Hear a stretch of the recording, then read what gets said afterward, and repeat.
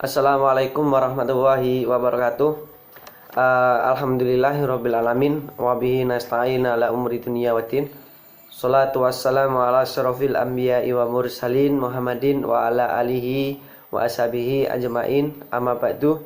Yang kami hormati Bapak Dr. Andi Rahmat Rahim, SPI MSI, selaku dosen mata kuliah Sistem Budidaya Ikan Program Studi Aquakultur Universitas Muhammadiyah Gresik. Dan juga yang kami hormati adalah teman-temanku yang kami banggakan dan yang kami cintai. Alhamdulillah hari ini kita diberikan kesempatan, kita diberikan kesehatan sehingga kita bisa melakukan perkuliahan ini dengan mata kuliah Sistem Budidaya Ikan. Sebelum kelompok kami akan memulai presentasi pada hari ini, alangkah baiknya kami akan memperkenalkan kelompok dari kami. Yang pertama adalah saya sendiri, yaitu Ahmad Saris Nifdol dengan nomor NIM 190110-2004. Kemudian teman saya Muhammad Rudi dengan nomor NIM 190110-2003. Alhamdulillah hari ini kita akan mempresentasikan mata kuliah Sistem Budidaya Ikan dengan tema pakan dan sistem imun terhadap produksi ikan. Jadi nanti akan dijelaskan pada slide yang pertama adalah dijelaskan oleh teman kita yaitu Mas Rudi. Kepada Mas Rudi atas waktu dan tempat kami persilakan. Pakan merupakan faktor yang sangat penting atau sangat dibutuhkan oleh ikan, di mana pakan ini sebagai sumber energi baik dalam pergerakan, metabolisme, maintenance, dan juga pertumbuhan bagi ikan. Nah, di dalam pakan ikan ini ada beberapa komponen, yaitu diantaranya protein, lemak, karbohidrat, vitamin, dan juga mineral. Nah, selanjutnya pada slide yang kedua ini membahas tentang jenis-jenis pakan, yaitu jenis-jenis pakan yang ada di dalam ilmu aquacultur itu dibagi menjadi dua bagian, yaitu yang pertama ada jenis pakan alami dan juga ada jenis pakan buatan. Nah, nanti slide selanjutnya akan menjelaskan bagaimana ataupun apa itu pakan alami, kemudian bagaimana contohnya. Yang pertama, pakan alami. Pakan alami merupakan pakan yang disediakan alam dan sudah tersedia di dalam kolam. Contohnya adalah plankton, baik fitoplankton maupun zooplankton, berbagai tumbuhan air, diantaranya contohnya yaitu azolla, lumut, ganggang, dan lain-lain, dan binatang air yaitu moina, dapnia, dan lain-lain. Pada slide selanjutnya ini akan membahas tentang contoh pakan alami beserta kandungan nutrisi dari masing-masing contoh dari fitoplankton, zooplankton, dan protozoa. Yang pertama kita masuk pada fitoplankton. Jadi ada Chlorella sp, yaitu memiliki sebuah kandungan nutrisi protein itu sebesar 51-58%, kemudian minyak sebesar 28-32%, kemudian karbohidratnya itu memiliki 12-17%, kemudian lemaknya 14-22%, kemudian ada asam nukleatnya itu 4-5%. Kemudian yang kedua ada Tetraselmis sp. Kemudian kandungannya itu mempunyai kandungan protein sebesar 74%, kemudian lemak 4%, dan juga karbohidratnya sebanyak 21%. Jadi yang ketiga adalah Nanochloropsis, yaitu merupakan alga berwarna kuning kehijauan dan juga berflagella dengan ukuran 2-4 mikro, sering digunakan sebagai pakan untuk rotifer. Jadi plankton ini sering membuat warna air menjadi hijau.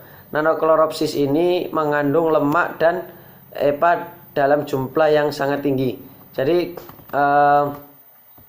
kandungan nutrisinya itu vitamin C sebanyak 0,85%, kemudian klorofil A sebanyak 0,89%, kemudian proteinnya 52,11%, kemudian karbohidratnya sebesar 12,32%, kemudian lemaknya 27,64%, kemudian EPA-nya sebanyak 10,1% dan DHA-nya 0%. Terus selanjutnya adalah ada Dunalila salina. Jadi Dunalila salina ini mempunyai protein ataupun mempunyai karbohidrat sebanyak 57%, kemudian karbohidratnya ini sebanyak 32% dan lipid sebanyak 6%. Kemudian spirulina ini adalah kaya vitamin dan juga mineral esensial, asam amino, pigmen, antioksidan, dan juga mengandung 60-70% protein dan asam fenolik. Dan spirulina ini adalah sangat penting untuk sebagai nutrisi pakan ikan. Jadi yang kedua kita masuk pada contoh-contoh dari zooplankton. Nah, zooplankton ini ada contohnya lagi, yaitu ada Artemia. Jadi Nupli Artemia ini memiliki panjang kurang lebih dari 400 mikron, sedangkan dewasa panjangnya kurang lebih dari 1,8 cm. Kemudian keunggulan penggunaan Artemia sebagai pakan alami adalah dapat dilakukan manipulasi kualitas nutrisi melalui pemberian pakan dengan kultur rotifer atau dengan biokapsulasi. Jadi Naupli Artemia banyak digunakan untuk produksi benih ikan laut, kemudian benih ikan air tawar, kemudian dan juga krustasea. Jadi pada ikan air tawar, Naupli Artemia ini dapat dipergunakan sebagai pakan perantara bagi larva jika moina terlalu besar. Kemudian untuk penggunaan Artemia saat ini terbilang kurang ekonomis, sebab selain sulitnya didapatkan juga harganya juga mahal. Jadi Artemia yang berasal dari bahan alam ini memiliki resiko sebagai pembawa penyakit ikan. Kemudian dari kandungan gizi, Artemia tidak dapat banyak mengandung DHA, kemudian ARA, kemudian karena harus diperkaya. Jadi Artemia ini juga mampu mengetabolismekan menjadi EPA, sehingga pengkayaan DHA ini akan sangat terbatas. Nah, kandungan gizi dari Artemia ini adalah mempunyai kadar air sebanyak 81,9%, kemudian proteinnya itu 55%, kemudian lemaknya 18,9%, kemudian serat kasarnya tidak ada, kemudian abunya 7,2%. Jadi itu tadi kandungan gizi dari Artemia. Sekarang masuk pada rotifer atau Brachynomus sp. Nah, merupakan jenis rotifer, yaitu memiliki panjang 80 sampai 400 mikron dengan nukleus 115 sampai 255 mikron, dan dewasa itu mencapai 1000 sampai 12.200 mikron. Jadi kadar lemak pada Brachynomus sp ini mengandung bergantung pada kepadatan. Terdapat dua spesies laut, yaitu ada Brachynomus pritacalis dan juga Brachynomus rotundiformis, yaitu rotifer yang berproduksi seksual dengan menghasilkan kista dorman. Jadi rotifer dapat dibudidayakan dengan alga hidup atau pasta alga. Nah, kelemahan dari penggunaan rotifer adalah kurangnya nutrisi yang terkandung bagi larva ikan. Jadi kandungan DHA, EPA, dan ARA ini rotifer sangat rendah. Jadi rotifer juga tidak mampu memperpanjang rantai asam lemak sehingga harus diperkaya dengan HUFA sebelum diberikan sebagai pakan alami. Nah, untuk kandungan gizi dan nauplinya yaitu memiliki kadar air sebanyak 8,57%, kemudian karbohidratnya ini 10,5 sampai 27%, kemudian mempunyai protein 8,6%, kemudian lemaknya sebanyak 4,5%, kemudian serat kasarnya tidak ada, dan juga abunya ini mempunyai sebanyak 0,7%, kemudian karbohidratnya 6-7%. Jadi selanjutnya masuk pada protozoa. Nah, protozoa ini ada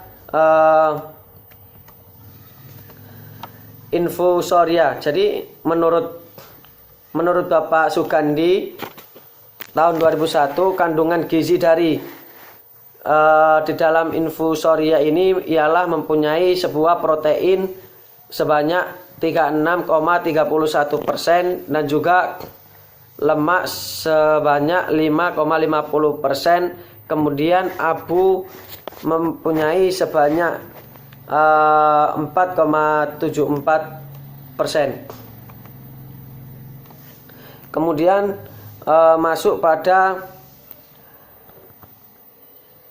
Copepoda. Nah, merupakan krustasia kecil dengan lebih dari 20%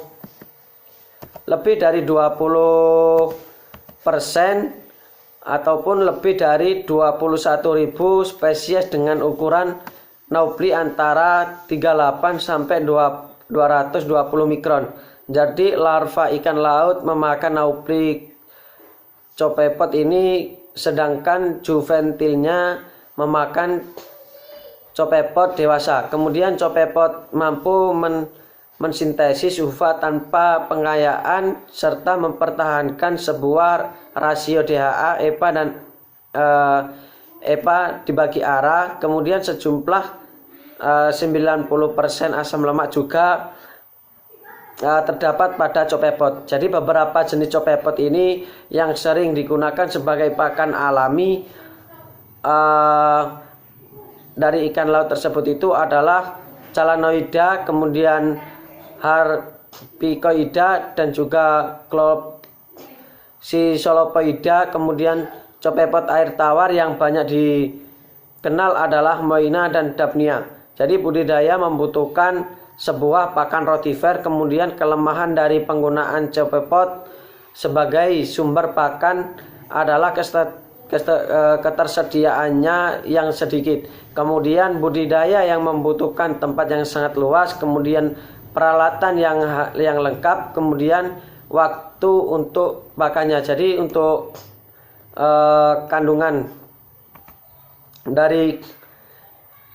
gizi dari Copepoda ini adalah memiliki kadar air, kemudian proteinnya itu memiliki 43%, kemudian lemaknya ini 6,9 sampai 22,5%, kemudian mempunyai vitamin E itu sebanyak 113, kemudian vitamin B1 dengan ukuran gram BK yaitu 515, kemudian vitamin C untuk ukuran gramnya memiliki 23%. Kemudian nauplinya adalah memiliki 30,3%. Jadi selanjutnya adalah masuk pada Cladocera atau Moina sp. Jadi Moina banyak dikenal sebagai kutu air. Nah, berbentuk agak bulat, kemudian dengan diameter 0,19 sampai 1,8 mm, dan berwarna kemerahan ini moina banyak digunakan sebagai pakan untuk benih umur 2-6 hari. Jadi moina juga banyak ataupun sering digunakan untuk pakan alami, yaitu dengan mereproduksi moina dilakukan secara aseksual dan seksual. Jadi budidayanya membutuhkan kotoran hewan yang kering ini atau chlorella sebagai sumber pakannya. Moina akan tumbuh dengan baik pada cairan yang mempunyai kisaran suhu antara 14 sampai 30 derajat Celcius, dan juga pH-nya ini antara 6,5 sampai 9. Untuk kandungan gizinya yaitu mempunyai kadar air sebanyak 99,6%, kemudian proteinnya ini 37,38%,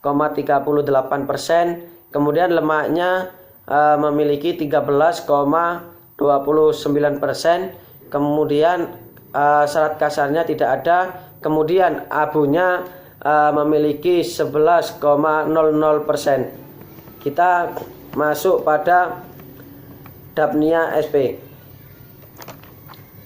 Nah, Daphnia sp ini merupakan Cepopeda yang berbentuk lonjong, pipi, dan beruas. Jadi Daphnia banyak digunakan sebagai pakan untuk benih umur ikan, yaitu umur sekitar 6-12 hari.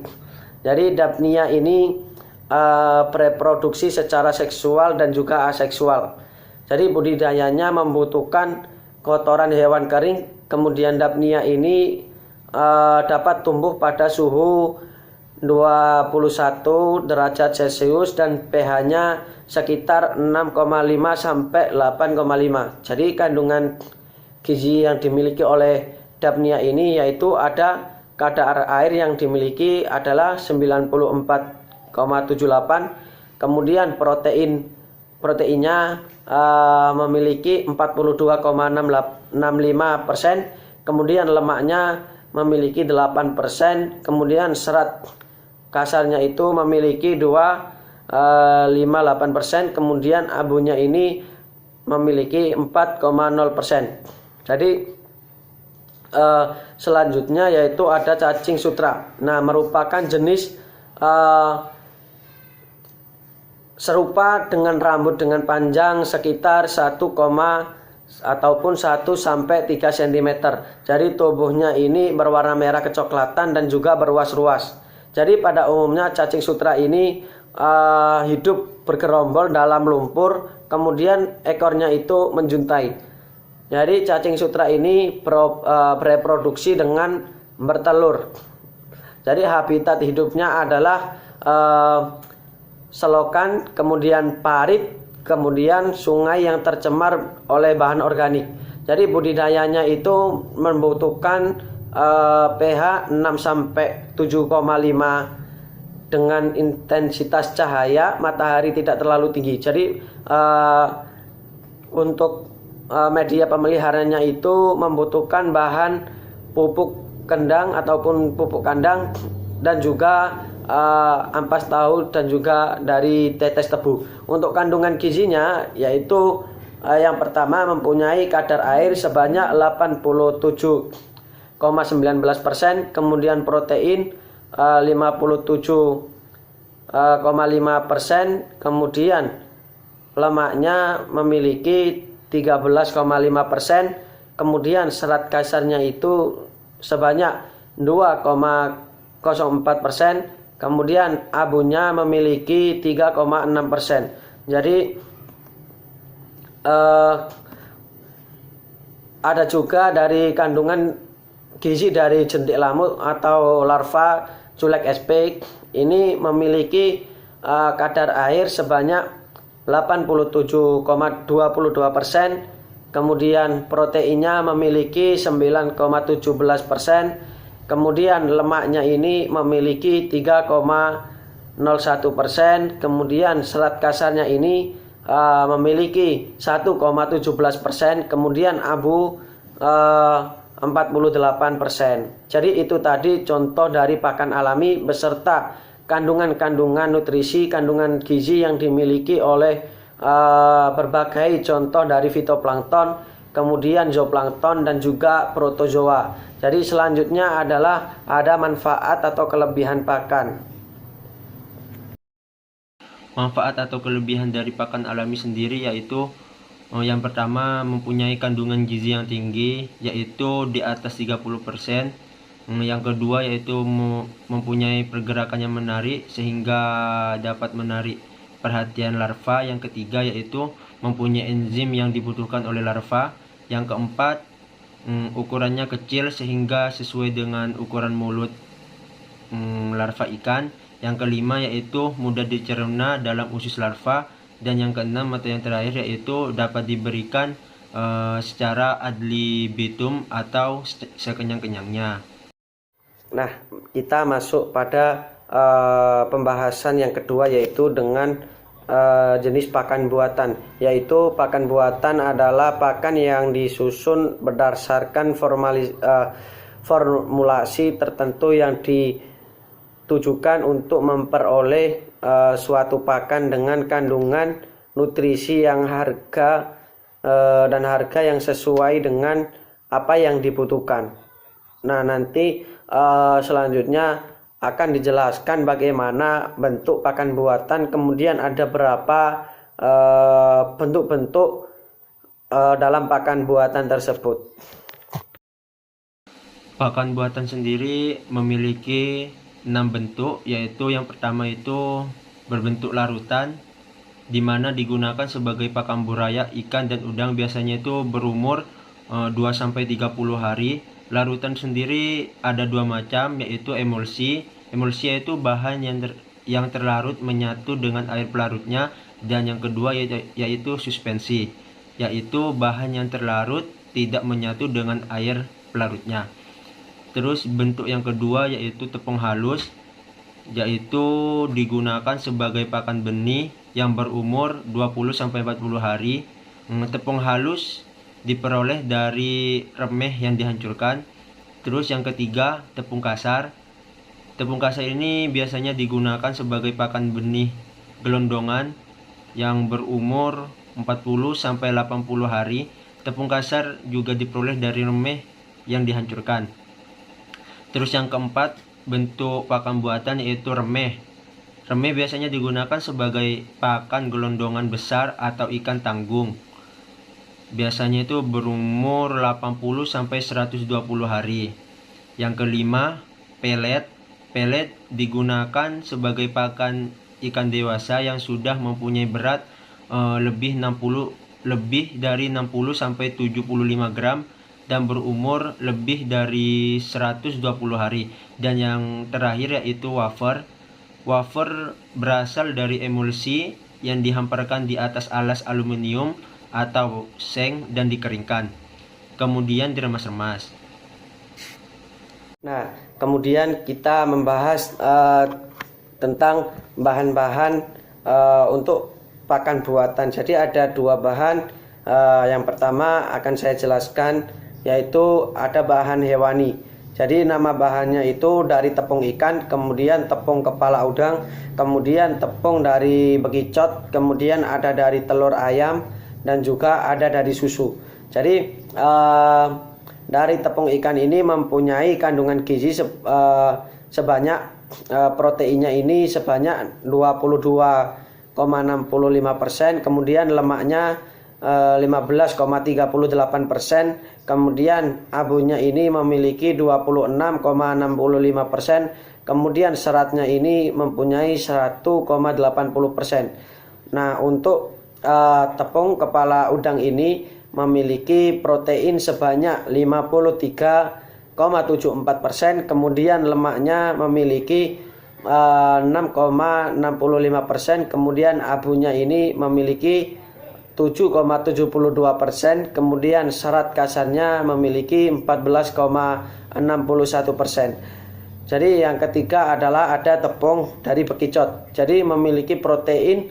54,29%, kemudian lemak 4,18%, kemudian karbohidratnya ini memiliki 30,40%, kemudian kapur memiliki 8,3%, kemudian fosfornya ini memiliki 20,3%, dan juga ada telur ayam ini memiliki protein 12,8%, kemudian lemaknya memiliki 1%, dan karbohidratnya memiliki 0,7%, dan yang terakhir ada susu. Jadi susu ini memiliki sebuah protein sebanyak 35,6%, dan juga lada lemak sebanyak 1%, dan juga karbohidratnya ini sebanyak 52%. Jadi itu tadi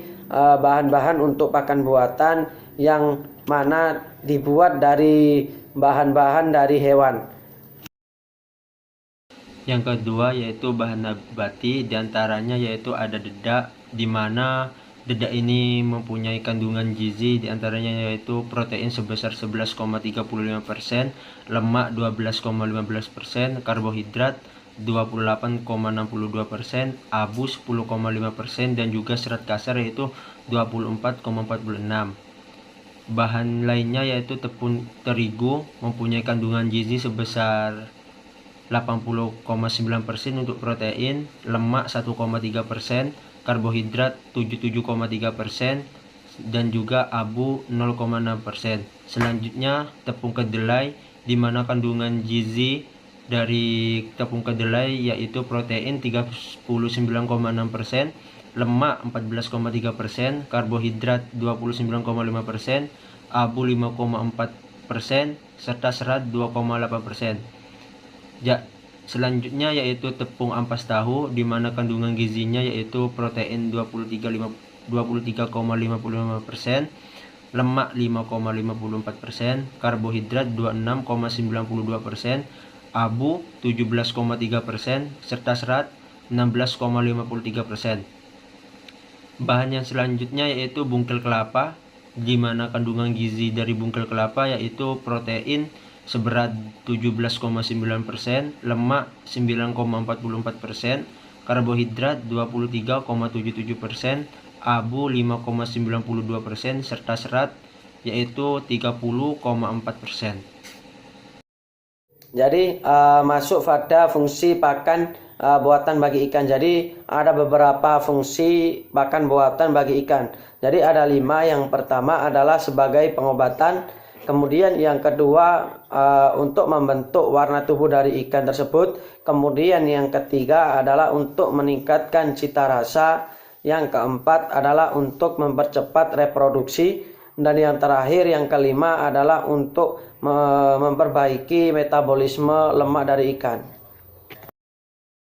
Yang selanjutnya yaitu sistem imun ikan, di mana sistem imun ikan biasa kita sebut itu sistem kekebalan, yaitu mekanisme pertahanan tubuh yang berperan dalam tanggapan adanya invasi mikrobia yang akan atau telah masuk ke dalam tubuh. Berdasarkan sifat responnya, sistem imun pada ikan sendiri dibagi menjadi 2, yaitu diantaranya 1, sistem imun spesifik atau alamiah, dan yang kedua yaitu sistem imun spesifik atau adaptif. Nah, faktor-faktor yang berpengaruh terhadap imunitas ikan itu ada beberapa faktor. Jadi yang pertama adalah faktor suhu, kemudian yang kedua adalah faktor stres, kemudian yang ketiga adalah faktor polutan, kemudian yang keempat adalah faktor nutrisi dan mikronutrien, kemudian yang terakhir ataupun yang kelima adalah imunomodulator. Jadi itu tadi faktor yang mempengaruhi terhadap imunitas ikan.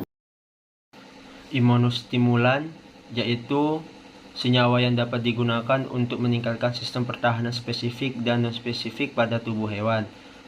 Contoh dari jenis imunostimulan yang telah dicoba dan dikembangkan yaitu diantaranya ada glukan, vitamin C, beberapa jenis mineral, ekstrak tanaman, probiotik dan prebiotik, serta bagian dari sel mikroorganisme, misalnya itu dinding sel hias, dan juga masih banyak lagi. Nah, selanjutnya membahas tentang bahan alami imunostimulan. Jadi pada tabel yang ada di dalam slide tersebut membahas tentang aktivitas antibakteria, yang mana 31 ekstrak tanaman terhadap Aeromonas hydrophylla dan juga Pseudomonas sp. Jadi di situ ada keterangan bahwasanya ketika ada tanda plus berarti zona hambatnya itu lebih dari 10 mikron, dan kemudian jika ada tanda min berarti zona hambatnya itu kurang dari 10 mikron. Jadi salah satunya adalah tetrasilin. Nah, di situ untuk Pseudomonasnya sp itu di situ ada tanda plus. Kemudian Aeromonasnya itu hydrophylla itu ada juga tanda plus. Jadi di situ bahwasanya zona hambatnya itu bisa menghambat sebuah bakteri itu lebih dari 10 mikro, dan juga dari Aeromonasnya juga bisa menghambat dari 10 mikro juga. Jadi di situ ada keterangan dari Aquades juga, bisa kita lihat dari tabel yang ada di dalam slide tersebut. Adapun keuntungan penggunaan bahan alami untuk imunostimulan yaitu ada 6 diantaranya, yaitu yang pertama, dapat menjadi bahan alami pengganti antibiotik untuk pengendalian penyakit. Yang kedua, aman terhadap lingkungan dan tidak mencemari lingkungan. Yang ketiga, mudah didegradasi atau terurai. Yang keempat, tidak meninggalkan residu pada ikan dan manusia sebagai konsumen. Yang kelima, cukup mudah diperoleh dan jumlahnya tersedia cukup melimpah. Dan yang keenam atau yang terakhir yaitu dari sisi harganya ini ekonomis atau murah. Baik teman-teman, itu tadi presentasi dari kami. Apabila ada salah atau kurang dari kata, kami mewakili dari kelompok kami mengucapkan terima kasih banyak dan juga meminta maaf apabila ada salah ataupun kata. Selanjutnya kita lanjutkan berdiskusi di WA grup kita. Jadi sekali lagi mohon maaf yang sebesar-besarnya. Kami akhiri billahi fisabilil haq fastabihul khairat. Wassalamualaikum warahmatullahi wabarakatuh.